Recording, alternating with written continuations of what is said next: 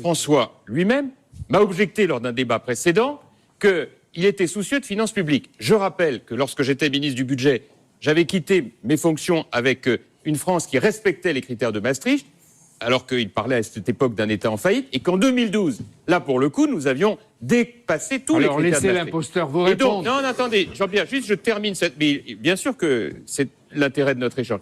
Mais je veux simplement finir là-dessus. Je ne vois pas comment d'un côté, on peut dire « je veux faire une rupture » et je vais développer l'action de sécurité, et de l'autre, dire « je m'oppose à toute augmentation des effectifs de police », alors que pour moi, cette question est absolument majeure. Je vais faire 3 remarques. Assez rapidement, s'il vous plaît, parce que vous êtes en avance aussi. Je viens de me faire traiter d'imposteur dans un débat qui, jusqu'à maintenant, avait une certaine tenue. Parce qu'il faut se faire insulter pour avoir le droit de parler. Voilà, peut-être. donc...